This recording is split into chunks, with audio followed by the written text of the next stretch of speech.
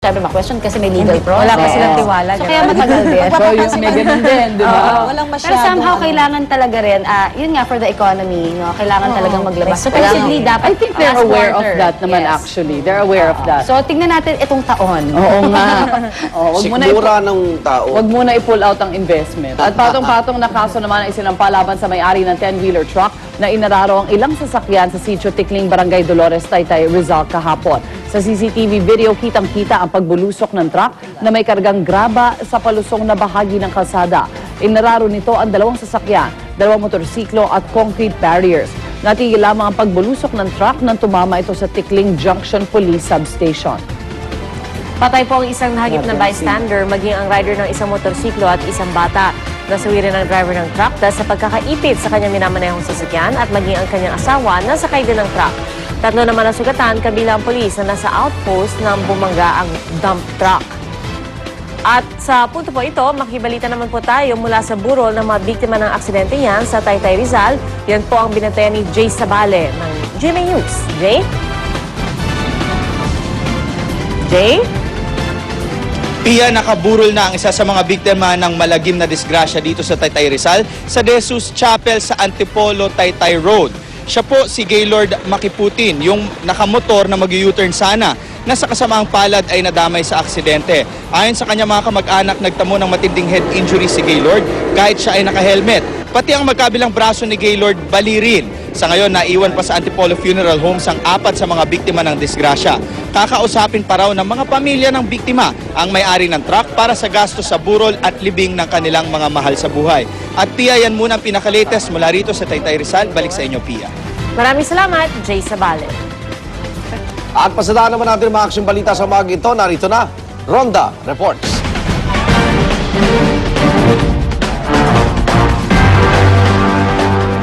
Patay po isang jumper. Ito po yung mga taong tumatalo sa truck ng basura para mangalakal. Matapos siyang ma-hit and run sa Tondo, Maynila. Yan ang Ronda Report ni Maria Bulaklak Ausente. Maria. Yes, Igan, dahil nga sa pakikipagpatentero sa mga malalaking truck na dumadaan sa gitna mismo ng kalye ng Barangay 105 sa may Vitas, Tondo, Maynila, ay nasawi nga yung biktimang nakinilala lamang sa pangalang si Putol at ito ay 20 anyos lamang. Nahit and run kasi ito alas 10:30 kagabi. Pasintabi nga po sa mga kababayan nating naghahanda o nag-aalmusal na sa mga oras na ito dahil medyo nagkalasog-lasog po kasi yung katawan ng biktima ng maabutan namin kagabi.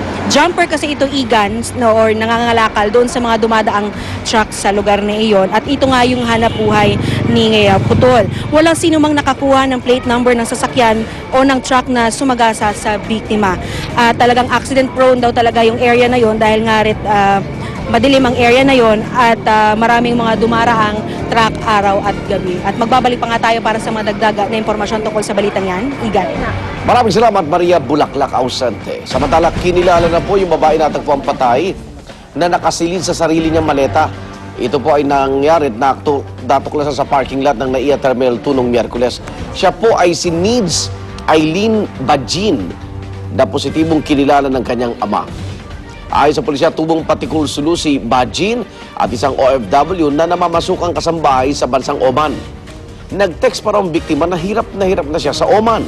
Kaya ipinangutang pa raw niya ang 20,000 pisong hiningi ng recruitment agency para sa pamasahe pauwi ng anak. At batay po sa immigration records, dumating si Needs Eileen itong hapon ng January 10, isang araw bago siya natagpo ang nakasilid sa maleta. Hindi pa inilalabas ang pulisya ang autopsy report sa bangkay pero sa paunang inspeksyon, yan po yung ginamit na panakal sa kanya. Yung kulay asul na panyong nakatali pa sa leeg ng biktima. Hawak kayo ng pulisya ang isang nangangalang Buji na inutusan naman ng agency na sumundok kay Needs Eileen noong January 10. Pero sa kanya salaysay, sinabi niyang hindi sila nagkita ng biktima sa airport dahil hindi raw dumating sa takdang oras ang flight. Inimbisigan na ng maging ang tauhan ng agency na nagpaalis kay Needs Eileen at nagpresentang sumundo sa dalaga. Alam mo, check mo lang yan eh. Na-delay ba? Oo, Di ba check niya sa airport diba? At kung na-delay, bakit hindi mo hinintay? Hinintay, oo. Di ba usually pag maghintay ka? Actually, naghintay daw siya pero wala na. Hindi na talaga niya makita. Hindi na raw dumating. Pero alam mo, nagtataka ako doon sa agency, pag gustong umuwi, ba't kailangan kang magbayad na naman ng 20,000 pesos? Kasi kung legal ang pagkakaproseso nito, pupunta ka lang sa OWA eh. Oh, hindi yata legal, ano? Tapos, niya yung breach of gobyerno contract. na ang makikipag-usap doon sa employer at kung legal ka, OWA ang magbabayad. Doon sa... Papauwi. Actually, walang bayad. Dapat. Unless nagmamadali na lang siyang umuwi. Unless Diba? hindi Para- niya tinapos yung kontrata. Oo. Oo, Or dahil hindi gusto nga nila lang bayaran yung binabayaran. agency Yes, penalty. oo. Yeah. Para sa breach of contract. Pero pagka ganyan mga kaso, pwede ilapit mo sa OWA, sagot nila lahat eh. Sagot nila lang. Pero gaano katagal Pag yung legal. process? Mabilis. Mabilis lang yan. Mabilis. Pag legal ka, pag legal. Samantala, nasa kamay na ngayon ng ombudsman ang libu-libong dolyar na umano'y nakaw na yaman ni dating AFP Controller Carlos Garcia. Alinsunod po yan sa kasunduan ng Pilipinas at Amerika sa pagbabalik ng nakumpiskang pera mula sa mga anak ng retiradong general noong 2003. Mismong si US Ambassador Harry Thomas ang nag-abot ng tseke na nagkakahalaga ng $100,000 o katumbas ng mahigit na 4 na milyong piso bilang pakikiisa ng US government sa laban ng ating gobyerno kontra korupsyon. Malugod naman itong tinanggap ni Ombudsman Conchita Carpio Morales. Parang huli na yata eh. Nakakulong na eh. Hindi, actually, out on bail with restrictions yung... Yung anak. Dalawang anak. Yung at dalawa asawa. anak. Oo. Pero si Carlos, ano yun eh. Yung mag-asawa? Meron siyang parusa, parang community service Yun lang. lang, ano? Oo, at Di ba? saka yung plea bargaining kine-question talaga dahil Ah. nakalahati yung 303 million, ano? So, eto malinaw to. May 100,000. Saan galing yun? That's 4.3 million pesos. Pero alam mo, masarap basahin yung affidavit ng asawa ni Carlos Garcia. Bakit? Ano Ay, no, talaga? lalabas doon yung sistema sa armed forces nung araw eh. Ewan ko, nangyayari ngayon ha, na libre gasolina namin. Ito naman, natural. Talaga yung pamasyal-pasyal ng mga asawa. Abay, pag nakita mo lahat ng mga asawa ng general, talagang, talagang ano sila ng mga signature eh, branded na Pero mga alam bags. nating lahat na nang bumabiyahe, di ba, na bawal magdala ng ganong kalaking pera. Barkadahan yan eh. Barkadahan. Parang smuggling talaga Anything yung more than ginawa eh. $10,000. Tama ba? Oo, Anything tsaka more than $10,000. Sa San Francisco 10,000 Airport, lang. mare, Oo nga. parang paano mo mailulusot yun, di ba? 10,000 Makikita yun sa US. x-ray Yes, machine pa lang, di ba? oo. Kailangan naman kahit ibusan mo eh.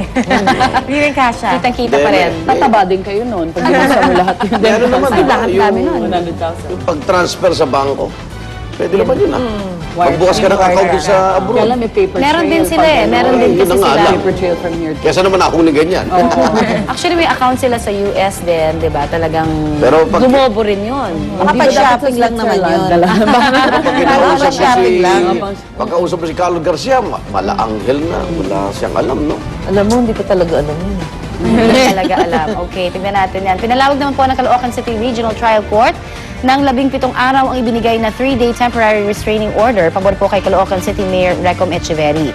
Hinihingi ng kampo ni Mayor Echeverri na ipagpaliban ang kanyang 6 na buwang preventive suspension kaugnay ng umano'y hindi pagbabayad ng GSIS premium mula naman sa mga empleyado ng Caloocan City Hall. Wala naman daw magagawa sina Department of Interior and Local Government Secretary Jessie Robredo kundi irespeto ang desisyon ng Korte. Sinunod lamang daw nila ang standing order na kanilang ipinatutupad. Ngunit, kung magpapatuloy daw ang ganitong gawain na malabong may masuspindi o makukulong na opisyal. Bayad na eh.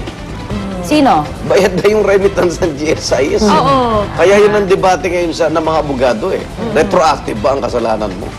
Pinakita rin, Diba? hawak nila eh. Dati yung mga Oo. resibo, ang sinasabi kasi nila, hindi lang na-update ka agad. Kasi nasira yung ng GSIS system Yes. nila. So hindi daw nila kasalanan yun. Tsaka kompleto, makikita mo rin naman eh. Hindi, pinakasalanan lang ni Mayor. Hindi siya Sige. Enoy eh. Alam mo yun? Samantala, Magnoy ka na. ito po, pasintabi po sa mga nag-aalmusala, problema ngayon ng mga taga-Uwas Albay ang paninira ng madaga sa kanilang mga pananim, kung saan apektado ng ekta-ektaryang lupain. Mano-manong hinuhuli at pinapatay ng mga apektadong residente ang mga taga sa pamagitan ng paglalagay ng mga lason at patibong para di na dumami pa ang mga ito. Naghahanda na rin daw ang kanilang Regional Agriculture Office para magbigay ng lason na panlaban sa mga daga. At ayon sa mga otoridad, mahigpit nilang binabantayan ang sitwasyon sa 7 barangay sa Albay na apektado ng rat infestation. Ang galing. Ang Diba? galing nung style niyo. Talaga hataw lang Kaya na, mapapagod ka na. Di ba ano to? Malinis to eh. Dagang Dagang bukid. bukid. Oh, di ba Kinakain nga yun sa inaadobo Pampanga. nila, di ba? Ay, Ganda. Yung magalaw pa pala. Pero, Kasapang, oh. Kasi ang ginagawa, Ang laki!